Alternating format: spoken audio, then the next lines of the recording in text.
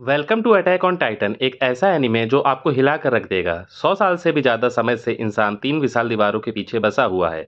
Wall Maria, wall रोज और wall सीना। ये दीवारें उन्हें टाइटन से बचाती हैं, विशाल का इंसानी आकृति के जीव जो इंसानों को खा जाते हैं। शिंगासेना डिस्ट्रिक्ट नाम के एक शहर में रहने वाला लड़का एरन येगर इस बंद दुनिया से बाहर निकलना चाहता है। उसे लगता है कि शहर की जिंदगी जानवरों जैसी है। वह स्काउट रेजिमेंट में शामिल होना चाहता है, पर उसकी माँ कार्ला और दोस्त मिकासा उससे सहमत नहीं है। यहाँ तक कि जब सब स्काउट्स भारी नुकसान के साथ लौटते हैं, तब भी एरन का हौसला नहीं टूटता।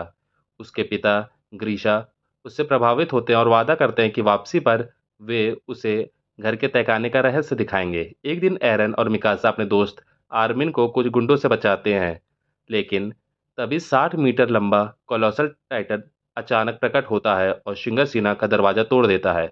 छोटे टाइटन अंदर घुस जाते हैं और पूरे शहर में अफरा तफरी मच जाती है। एरन और मिकासा घर की ओर भागते हैं और देखते हैं कि उनकी मां मलबे के नीचे दबी हुई है। एक स्माइलिंग टाइटन उनकी ओर बढ़ रहा होता है। कार्ला उनसे भाग जाने की भीख मांगती है, लेकिन तभी शहर का गार्ड हैनस आता है। वह उन्हें बचाने का वादा करता है, पर डर के मारे भाग जाता है और केवल बच्चों को वहां से ले जाता है। एरन अपनी मां को उस हंसते हुए टाइटन के हाथों खाते हुए देखता है और उसकी आंखों में सिर्फ बदला भर जाता है। एपिसोड 2। हैनस एरन से माफी मांगता है कि वह उसकी मां को नहीं बचा सका। वह डर गया था। कुछ लोग वॉलमारिया के अंदर भाग जाते हैं, जबकि सोल्जर्स टाइटन्स को रोकने की कोशिश करते हैं, लेकिन तभी आर्म्ड टाइटन आता है और वॉलमारिया की भीतरी दीवार तोड़ देता है, जिससे सबको और अंदर वाल रोज में भागना पड़ता है। बाद में एरन एक अजीब सपना देखता है, जिसमें उसका पिता उसे जबरन एक इंजेक्शन देता है और एक चाबी देता है। जब मिकासा उसे जगाती है, वह दीवारों के अंदर रहने वाले लोगों से चिढ़ा हुआ महसूस करता है, क्योंकि वे शरणार्थियों को अपनाने से इनकार कर रहे हैं। भोजन की कमी को देखते हुए सरकार फैसला करती है कि शरणार्थी या तो खेती करें या वॉलमारिया को दोबारा जीतने के लिए लड़ें। करीब 2.5 लाख लोग लड़ने निकलते हैं, लेकिन टाइटन्स उन्हें मार डालते हैं। एलन बदला लेने की कसम खाता और मिकासा व आर्मिन के साथ आर्मी ज्वाइन कर लेता है। एपिसोड 3।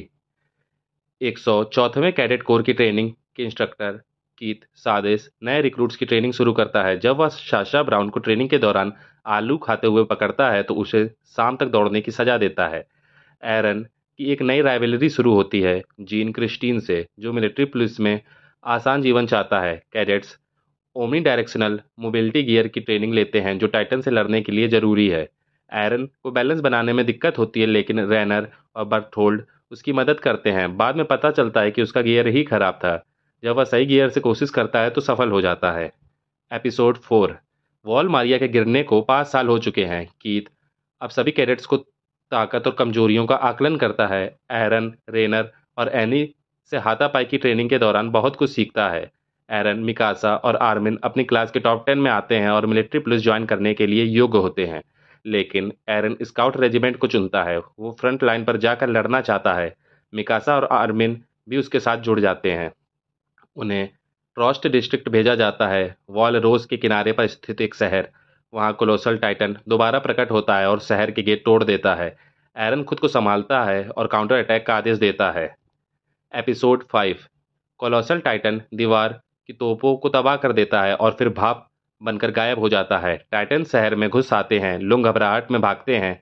मिकासा लोगों को सुरक्षित निकालने में मदद करती है, जबकि एरन और आर्मिन फ्रंट लाइन पर लड़ते हैं। टाइटन को मारने के लिए उसकी गर्दन के पीछे वार करना जरूरी होता है। एरन को यह बात याद थी। जैसे जैसे उनके साथी मारे जाते हैं, एरन का बायां पैर भी कट जाता है। आर्मिन डर के मारे कुछ नहीं कर पाता। जब एक दाढ़ी वाला टाइटन उसे खाने वाला होता है, एरन उसे बचाता है और खुद खा लिया जाता है। उसका हाथ भी कट जाता है। एपिसोड 6। आर्मिन होश में आता है और खुद को कोनी, क्रिस्टा और यमीर के साथ पाता है। वह खुद को दोष देता है कि वह एरन को नहीं बचा सका। इधर एक एबनॉर्मल टाइटन शहर के गेटों की तरफ बढ़ता है। मिकासा उसे मार गिराती है और एक लालची व्यापारी को धमकाती है कि वह पहले लोगों को निकलने दे। एक माँ और बेटी के धन्यवाद पर मिकासा को अपना अतीत याद आता है। साल 844 में जब उसके माता पिता को 3 मानव तस्करों ने मार दिया था। ग्रीसा और एरन जब उनके घर पहुंचे तो एरन ने चुपचाप उन अपराधियों को ढूंढा और 2 को मार दिया। तीसरे ने एरन को पकड़ लिया, लेकिन मिकासा ने डर पर काबू पाया और उसे मार गिराया। इसके बाद मिलिट्री पुलिस ने बच्चों को खोज निकाला और मिकासा को एरन और ग्रीशा के साथ रहने के लिए आमंत्रित किया। वर्तमान में मिकासा और पी टाइटन्स को मारती है और बाकी स्क्वाड्स की मदद करने के लिए निकल पड़ती है। एपिसोड 7। जिन स्क्वाड्स ने सरवाइव किया है वो अपनी ओडीएम गियर में गैस की कमी के कारण आंतरिक दीवारों तक नहीं पहुंच पाते और उनका हौसला टूटने लगता है क्योंकि सप्लाई डिपो टाइटन से भर चुका है। मिकासा को जब आर्मी से पता चलता है कि एरन और उसके पूरे स्क्वाड का सफाया हो गया है तो वो बिल्कुल भी विचलित नहीं होती और बाकी सैनिकों को प्रेरित करती है कि वे सप्लाई डिपो को वापस लेने के लिए हमला करें। लेकिन लड़ाई के बीच मिकासा की गैस खत्म हो जाती है और वो एक गली में गिर जाती है। जीन कमांड संभालता है लेकिन जैसे ही वो अपने साथियों को टाइटन्स के हाथों मरते देखता है वो डर जाता है। अब ब्लॉन्ड टाइटन मिकासा पर हमला करने आता है। तभी एक रहस्यमय टाइटन अचानक प्रकट होता है और उस ब्लॉन्ड टाइटन को बेरहमी से मार देता है। आर्मिन और कोनी आकर देखते हैं कि ये रहस्यमय टाइटन न सिर्फ टाइटन से लड़ रहा है बल्कि उनकी कमजोरी जानता है और ह्यूमन लाइक फाइटिंग स्टाइल का इस्तेमाल कर रहा है। आर्मिन अपनी गैस और ब्लेड मिकासा को देता है ताकि वो सप्लाई डिपो में दूसरों की मदद कर सके, लेकिन मिकासा उसे पीछे छोड़ने से इनकार करती है और इस टाइटन के अजीब व्यवहार पर सोचने लगती है। एपिसोड 8। आर्मिन एक प्लान बनाता है कि कैसे रहस्यमय टाइटन की मदद से सप्लाई डिपो में मौजूद बाकी टाइटन्स को हराया जा सकता है। मिकासा और कोनी उसके प्लान में साथ देते हैं। वे पहले उस टाइटन की मदद करते हैं, फिर सप्लाई डिपो की तरफ बढ़ते हैं। चीन और बाकी सैनिक भी कड़ी लड़ाई के बाद वहां पहुंचते हैं। आर्मिन एक और प्लान बनाता है। टाइटन्स को लिफ्ट की तरफ लुभाया जाता है, उनकी आंखों पर हमला किया जाता है और ऊपर से सैनिक छलांग लगाकर उन्हें खत्म करते हैं। शाशा और कोनी चूक जाते हैं लेकिन मिकासा और एनी उन्हें बचा लेते हैं। ईंधन भरने के बाद सभी सैनिक लौटने की तैयारी करते हैं। तभी वे देखते हैं कि रहस्यमय टाइटन बाकी सभी टाइटन्स को मार कर गिरा पड़ता है और उसके शरीर से एरन बाहर निकलता है। मिकासा दौड़कर एरन के पास जाती है और रोते हुए उसे गले लगाती है। आर्मिन देखता है कि एरन का कटा हुआ हाथ और पैर भी जादू की तरह दोबारा उग चुके हैं। एपिसोड 9। स्काउट रेजिमेंट के कैप्टन लिवाई और उनकी टीम एक शहर को टाइटन से मुक्त कर रही है कि ट्रॉस्ट जिले से आपातकालीन सूचना आती है। जब एरन को दाढ़ी वाले टाइटन ने निगल लिया तो वो उसके पेट में दूसरे मृत लोगों के शवों के साथ था। टाइटन्स के प्रति गुस्से में एरन ने खुद को रहस्यमय टाइटन में बदल लिया और बाहर निकलकर सब टाइटन्स पर कहर बरपाया। हालांकि उसके साथियों ने ये सब देखा, वे इस रहस्य को छिपाने का फैसला करते हैं, लेकिन किट्स नामक अफसर ने भी यह देखा और डर से एरन पर हमला करने का आदेश देता है। मिकासा और आर्मिन एरन को बचाने की कोशिश करते हैं लेकिन नाकाम रहते हैं। एरन को अपने पिता की दी हुई इंजेक्शन और बेसमेंट की चाबी की धुंधली यादें आती हैं। मिकासा और आर्मिन को बचाने के लिए एरन फिर से टाइटन में आंशिक रूप से बदल जाता है और उन्हें अपनी पसलियों के अंदर छुपा लेता है। एपिसोड 10। एरन आंशिक टाइटन से बाहर निकलता है और मिकासा व आर्मिन को अपने घर के बेसमेंट के बारे में बताता है जहां इंसानियत की बचत का राज और टाइटन्स का जवाब छिपा हो सकता है। किट्स फिर से हमला करने का आदेश देता है। एरन दो रास्ते सुझाता है, या तो वो टाइटन बनकर भाग जाए और गुनहगार बने, या फिर आर्मिन किट्स को समझाए कि एरन खतरा नहीं बल्कि एक हथियार है। आर्मिन डर के बावजूद बोलने का फैसला करता और उन्हें समझाता है, लेकिन किट्स फिर भी हमला करने को तैयार हो जाता है। उसी समय कमांडर डॉट पिक्सेस और उनके सैनिक बीच में आकर तीनों की जान बचाते हैं। पिक्सेस एरन से पूछता है कि क्या वो दीवार में छेद को बंद करने के लिए टाइटन में बदलना चाहता है, चाहे उसे खुद पर भरोसा हो या नहीं। एरन हामी भरता है। एपिसोड 11। आर्मिन पिक्सिस के साथियों को प्लान समझाने में मदद करता है लेकिन सैनिकों का मनोबल गिरने लगता है। पिक्सिस उन्हें याद दिलाते हैं कि अगर वे ये मौका चूक गए तो उनके परिवार हमेशा टाइटन्स के डर में जिएंगे। पिक्सिस की योजना के अनुसार ज़्यादातर सैनिक टाइटन्स को दूर कोने में लुभाएंगे और एरन एक विशाल पत्थर को उठाकर दीवार के छेद बंद करेगा। मिकासा और तीन टॉप गारिसन सैनिक इयान, रिको और मीटा एरन की रक्षा करेंगे। जैसे ही एरन पत्थर तक पहुंचता है वह टाइटन्स में बदलता है, लेकिन अचानक मिकासा पर हमला कर देता है। एपिसोड 12। मिकासा एरन को समझाने की कोशिश करती है लेकिन वो सुनता नहीं और खुद को घायल कर लेता है। सुरक्षा दल लाल सिग्नल भेजते हैं कि मिशन फेल हो गया है। जब आर्मिन एरन के पास जाता है तो स्क्वाड के सैनिक बहस करते हैं लेकिन अंत में एरन की रक्षा करने का फैसला करते हैं। जीन के गियर खराब हो जाते हैं और वो दो टाइटन से बचने के लिए एक इमारत में छिपता है। आर्मिन एरन की बाह में तलवार मारता है और उससे बाहर की दुनिया का वादा याद दिलाता है। एरन अपने ट्रांस जैसी हालत से बाहर आता है और खुद को कंट्रोल कर लेता है। एपिसोड 13। जीन एक मरे हुए सैनिक से नया ओडीएम गियर हासिल करता है और एनी, कॉनी और मार्को बोथ की मदद से टाइटन्स का ध्यान भटकाकर बच निकलता है। एरन, जो अब टाइटन रूप में है, गेट की ओर एक भारी पत्थर ले जाते हुए बढ़ रहा है। इयान सभी से कहता है कि किसी भी कीमत पे एरन की रक्षा की जाए। आखिरकार एरन एक विशाल पत्थर से गेट को बंद कर देता है और रिको का पीला फ्लेयर फायर करता है जो ऑपरेशन की सफलता का संकेत है। जब आर्मिन एरन को उसके टाइटन शरीर से निकालने की कोशिश करता है तो 2 टाइटन्स उन पर हमला करने आते हैं, लेकिन ठीक समय पर कैप्टन लिवाई उन्हें बचा लेता है। ट्रस्ट डिस्ट्रिक्ट में बचे हुए सभी टाइटन्स को मार दिया जाता है सिवाय 2 के, जिन्हें रिसर्च के लिए पकड़ा जाता है। जीन, साशा और एनी अपने साथियों की मौत का शोक मनाते हैं। उधर एरन को मिलिट्री पुलिस द्वारा कैद कर लिया गया है, जहां कैप्टन लिवाई और कमांडर एरविन स्मिथ उससे मिलने आते हैं। एरन की कहानी और टाइटन्स के खिलाफ उसकी नफरत सुनने के बाद लिवाई उसे अपनी स्क्वाड में लेने का निर्णय लेता है, लेकिन चेतावनी देता है कि अगर वो कभी काबू से बाहर हुआ तो लिवाई खुद उसे मार देगा। एपिसोड 14। जनता 2 हिस्सों में बटी हुई है। कुछ एरन को मानवता का रक्षक मानते हैं तो कुछ उसे खतरा। एरन को एक सैन्य ट्राइब्यूनल में लाया जाता है, जहां commander in chief Dolly Zachary फैसला करेंगे कि एरन को मिलिट्री पुलिस को सौंपा जाए या स्काउट रेजिमेंट को। मिलिट्री पुलिस एरन को खतरनाक मानकर मारना चाहती है, जबकि स्काउट रेजिमेंट उसे वॉलमारिया को वापस लेने के लिए इस्तेमाल करना चाहती है।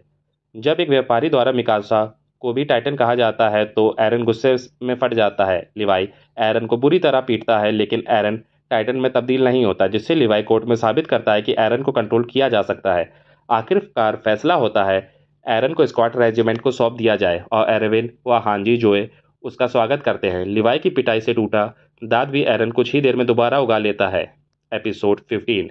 लिवाई की special operation squad Elgin, Petra, Gunter और ओलू एरन को पुराने स्क्वाड हेडक्वार्टर ले जाते हैं, जहां वो उसकी टाइटन शक्तियों को समझने की कोशिश करेंगे। पेट्रा एरन को समझाती है कि लिवाई एक कठोर व्यवहार उसके फर्ज से जुड़ा है। उधर हांजी जोए एरन के 2 पकड़े हुए टाइटन्स सोनी और बीन पर रिसर्च करने में शामिल करती है। वो टाइटन्स को इंसानों जैसा मानती है और उनके साथ काफ़ी संवेदनशील व्यवहार करती है। पता चलता है कि टाइटन्स को जीवित रहने के लिए धूप चाहिए और उनका शरीर उनके आकार के मुकाबले काफ़ी हल्का होता है, लेकिन अगली सुबह सोनी और बीन मरे हुए पाए जाते हैं। हांजी दुखी होती है और स्काउट्स को शक होता है कि हत्यारा कोई सैनिक है जिसने ओडियम गियर से भागने की कोशिश की। एरन सोचता है क्या असली दुश्मन टाइटन्स है या कोई और। एपिसोड 16। जब रिक्रूट्स से सोनी और बीम की हत्या को लेकर पूछताछ होती है, एनी आर्मिन और कॉनी को सलाह देती है कि वे सोच समझकर निर्णय ले कि किस डिवीजन में रह जाना है।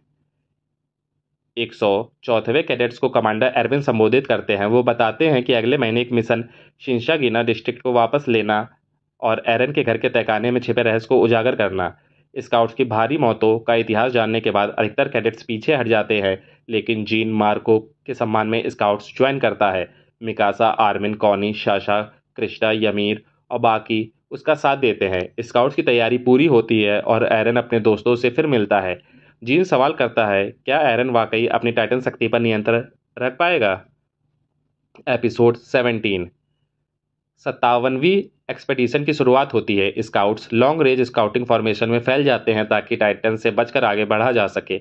आर्मिन की स्क्वाड एक अबनॉर्मल टाइटन को हराती है, लेकिन तभी एक फीमेल टाइटन दिखाई देती है जो बहुत तेज, ताकतवर और बुद्धिमान है। वो आसानी से आर्मिन के सीनियर्स को मार डालती है। जब फीमेल टाइटन आर्मिन को पकड़ती है और उसका चेहरा देखती है तो वो उसे जिंदा छोड़ देती है, जो अजीब है। आर्मिन को रीनर और जीन उठाते हैं और बताते हैं कि उनकी राइट फ्लैंक पूरी तरह तबाह हो चुकी है। आर्मिन को शक होता है क्या ये फीमेल टाइटन भी एरन की तरह इंसानी टाइटन है, और जब वे उसे एरन के बारे में अलग अलग जगहों का झांसा देते हैं तो उन्हें एहसास होता है कि उसका असली लक्ष्य एरन है। एपिसोड 18। आर्मिन, जीन और रीनर के पास एक ही घोड़ा बचता है, लेकिन क्रिस्टा समय पर आकर अतिरिक्त घोड़े लेकर उन्हें बचाती है। हालांकि उन्हें उम्मीद होती है कि जब वापस लौटने का आदेश मिलेगा ऑपरेशन जारी रहता है, लेकिन अलग दिशा में।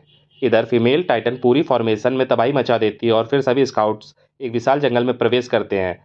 सिर्फ सेंटर स्क्वाड अंदर जाता है, जबकि बाकी टाइटन से रक्षा करते हैं। एरन को शक होता है आखिर उनकी स्क्वाड को कोई आदेश क्यों नहीं मिला, और क्या लिवाई किसी खास योजना में है।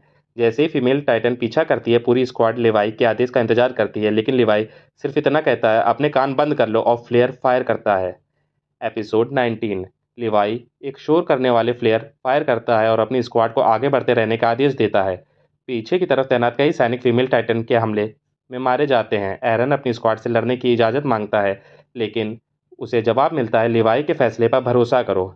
एरन को वो पल याद आता है जब वो हांजी लिवाई और उनके स्क्वाड के सामने एक्सपेरिमेंट के दौरान टाइटन में बदलने में नाकाम रहा था। ब्रेक के दौरान जब उसने एक चम्मच उठाने की कोशिश की, तभी उसका हाथ आंशिक रूप से टाइटन में बदल गया। हांजी ने उस समय निष्कर्ष निकाला कि सिर्फ खुद को चोट पहुंचाना ही नहीं बल्कि एरन की इच्छा और लक्ष्य पाने की जिद भी उसे टाइटन में बदलने की अहम भूमिका निभाती है। स्क्वाड ने एरन से माफ़ी मांगी और कहा हमें एक दूसरे पर भरोसा करना चाहिए। ये सब याद करते हुए एरन अपने साथियों की योजना पर भरोसा करता है। तब पता चलता है कि लेवाई की स्क्वाड तो सिर्फ एक चारा थी। फीमेल टाइटन को एक जाल में फंसाने के लिए कमांडर एरविन और उनके सैनिक सैकड़ों ग्रैपलिंग हुक से फीमेल टाइटन को जकड़ लेते हैं। अब लिवाई अपनी स्क्वाड को छोड़कर एरविन से मिलने जाता है ताकि इस रहस्यमयी टाइटन की असली पहचान कर पाए। एपिसोड 20 फीमेल टाइटन को जकड़ा जा चुका था और एरविन व लिवाई उसकी पहचान जानने की कोशिश करते हैं, लेकिन उन्हें नाकामी मिलती है क्योंकि वो टाइटन अपनी त्वचा को क्रिस्टल जैसा बना लेती है जिसके अंदर मौजूद इंसान को बाहर निकालना असंभव हो जाता है। उधर आर्मिन, जीन और लिवाई की स्क्वाड के बाकी सदस्य समझ जाते हैं कि ये पूरा प्लान एरन को चारा बनाकर असली गद्दार को उजागर करने का था। वो गद्दार जो दीवार टूटने के बाद स्काउट रेजिमेंट में शामिल हुआ था। ये योजना सिर्फ उन्हीं सैनिकों को बताई गई थी जो दीवार गिरने से पहले स्काउट्स का हिस्सा थे। जंगल के बाहर बाकी सैनिकों को समझ नहीं आता कि भीतर क्या चल रहा है। लिवाई फीमेल टाइटन को उकसाता है और वो एक जोरदार चीख मारती है। उसकी चीख आसपास के सभी टाइटन्स को आकर्षित करती है। स्काउट्स उन्हें रोकने की कोशिश करते हैं, लेकिन सभी टाइटन्स इंसानों की अनदेखी कर सीधे फीमेल टाइटन पर टूट पड़ते हैं और उसके शरीर को खा जाते हैं। ये देख एरविन ऑपरेशन को रद्द कर देता है, लेकिन गड़बड़ अभी बाकी है क्योंकि इस बात की कोई पुष्टि नहीं कि क्या असली गद्दार भी मारा गया। इसलिए एरविन लिवाई को आदेश देता है कि वो अपनी स्क्वाड में फिर से मिले। उधर गद्दार जो स्काउट्स के लबादे में छिपा है अचानक हमला करता है और गंटर को मार डालता है। एपिसोड 21 एरविन हांजी से कहता है कि यह सोचकर गलती हुई कि हर बुद्धिमान टाइटन एरन जैसा है। फीमेल टाइटन की शक्तियाँ कहीं ज़्यादा खतरनाक है। उधर असली गद्दार दोबारा फीमेल टाइटन में बदल जाती है और अब वो लिवाई की स्क्वाड के पीछे लग चुकी है।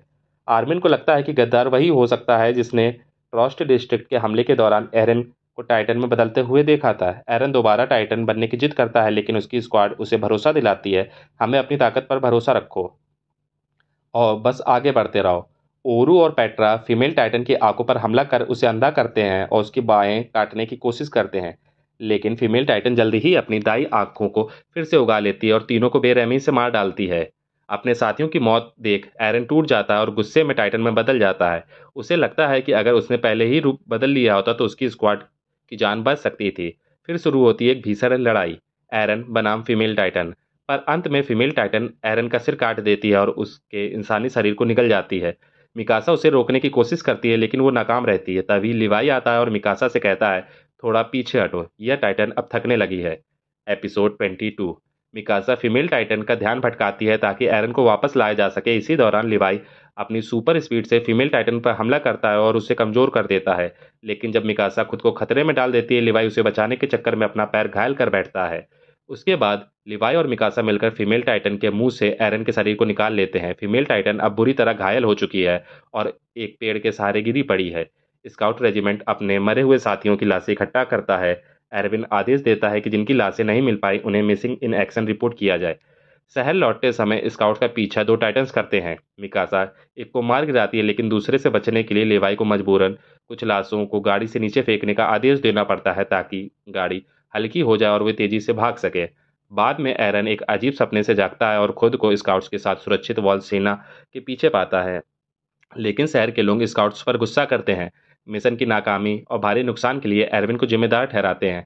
हालांकि दो छोटे बच्चे सैनिकों को प्रेरणादायक नज़रों से देखते हैं और उनकी हिम्मत की तारीफ करते हैं। मिशन की नाकामी के बाद एरविन और उनके कुछ अधिकारियों को राजधानी बुलाया जाता है, जहां एरन की कस्टडी को लेकर अंतिम फैसला लिया जाएगा। एपिसोड 23 एनी एक सपना देखती है जिसमें उसके पिता उसे सख्ती से ट्रेनिंग दे रहे हैं।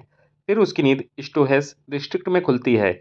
मिलिट्री पुलिस रेजिमेंट को स्काउट्स के काफिले को राजधानी ले जाने का आदेश मिलता है। एनी के साथी हिच, ड्रेस और मार्लो सैंड अलग अलग वजहों से इस दल का हिस्सा बने हैं। कोई करप्शन को सुधारना चाहता है तो कोई करप्शन का हिस्सा बनने आया है। काफिला जब स्टोहेस डिस्ट्रिक्ट में पहुंचता है तब एनी को चुपचाप एक गली में आर्मिन बुलाता है। आर्मिन उससे मदद की भीख मांगता है। वो कहता है कि एरन को राजधानी से भागने में उसकी मदद चाहिए। काफिले में जो एरन है असल में वो जीन है, भेष बदल कर। शुरू में एनी मना कर देती है, लेकिन आर्मिन जब कहता है कि वो उसे एक अच्छा इंसान मानता है तो एनी मान जाती है। आर्मिन एरन, मिकासा और एनी को एक सुरंग तक ले जाता है, लेकिन एनी अंदर जाने से इनकार कर देती है। तब आर्मिन उस पर सीधा आरोप लगाता है कि वही फीमेल टाइटन है। वो कहता है कि एनी ने मार्को के ओडियम गियर का इस्तेमाल किया था और सनी बीन्स को मारा था और 57वें अभियान में फीमेल टाइटन ने आर्मिन को इसलिए नहीं मारा क्योंकि वो उसे जानती थी। एनी सिर्फ मुस्कुराती है और फिर अपने रिंग की स्पाइक से खुद को घायल कर टाइटन में बदल जाती है। एपिसोड 24। कुछ दिन पहले जब एरन को राजधानी ले जाया जाना था, एरविन और आर्मिन ने उसे एनी को पकड़ने की योजना के बारे में बताया था। अब वर्तमान में एरन, आर्मिन और मिकासा सुरंग गिरने से बाल बाल बचते हैं और अब फीमेल टाइटन उनका पीछा कर रही है। एरन टाइटन में बदलने की कोशिश करता है लेकिन असफल होता है। मिकासा को शक होता है कि एरन की एनी के लिए भावनाएं ही उसे रूप में बदलने से रोक रही हैं। फिर एरन एक और सुरंग में फंस जाता है। मिकासा और आर्मिन एनी का ध्यान भटकाने लगते हैं। उधर मिलिट्री पुलिस के कमांडर नाइल डोक एरविन से जवाब मांगते हैं कि उसे बंदूक की नोक पर ले लेते हैं। मिकासा और बाकी स्काउट्स एनी को रोकने की कोशिश करते हैं। वही आर्मिन और जीन मलबे में फंसे एरन को निकालने की कोशिश करते हैं। आर्मिन एरन से कहता है, जो कोई बलिदान देने को तैयार नहीं होता वो कभी कुछ नहीं बदल सकता। ये सुनते ही एरन को वो मुस्कुराता हुआ टाइटन याद आता है जिसने उसकी माँ को खा लिया था। वो गुस्से से भर जाता है और आखिरकार टाइटन में बदल जाता है। वो एनी पर टूट पड़ता है, उसे एक कैथेड्रल में पटक देता है और बुरी तरह हमला करता है। एपिसोड 25। कैथेड्रल के अंदर कई श्रद्धालु टाइटन्स की लड़ाई में दबकर मारे जाते हैं और बचा हुआ पादरी स्तब्ध रह जाता है। अब स्टोहेस डिस्ट्रिक्ट में एरन और एनी की टाइटन फॉर्म में लड़ाई शुरू हो चुकी है। पूरे शहर में तबाही और नागरिकों की मौत हो रही है। एरविन अपने प्लान के परिणाम स्वरूप हुई तबाही की जिम्मेदारी लेता है और नाइल द्वारा गिरफ्तार कर लिया जाता है। नाइल मिलिट्री पुलिस को नागरिकों को सुरक्षित निकालने का आदेश देता है। कई हमलों के बाद एरन एनी पर भारी पड़ता है। एनी दीवार सीना पर चढ़कर भागने की कोशिश करती है लेकिन मिकासा उसके हाथ की उंगलियां काट देती है और वो गिर जाती है। एरन उसे खाने ही वाला होता है तभी लिवाई आता है और उसे रोकता है क्योंकि एनी को जिंदा पकड़ना जरूरी है पूछताछ के लिए। तभी एनी रोने लगती है और उसका शरीर एक चमकदार क्रिस्टल में बदलने लगता है जिससे वो इंसानी रूप में अंदर बंद हो जाती है। बाद में अरविंद सरकार की सुनवाई में शामिल होता है और बताता है कि उसने प्लान इसलिए सीक्रेट रखा ताकि कोई भी जानकारी लीक ना हो। हालांकि नुकसान हुआ लेकिन उसका अगला मिशन है इंटेलिजेंट टाइटन्स की पहचान कर उन पर काउंटर अटैक करना। एरन स्काउट रेजिमेंट के साथ ही रहता है। एनी जो अब क्रिस्टल के अंदर कोमा में है स्काउट्स की हिरासत में दी जाती है। एपिलॉग में दीवार सीना की एक ईंट गिरती है और उसके पीछे से एक टाइटन का चेहरा दिखता है। और इसी के साथ अटैक ऑन टाइटन का सीजन 1 पूरा होता है। सीजन 2 के रिकैप के लिए चैनल पर बने रहें। अगर आपको वीडियो पसंद आया हो तो लाइक करें, कमेंट करें और सब्सक्राइब करें। तब तक के लिए पीस आउट।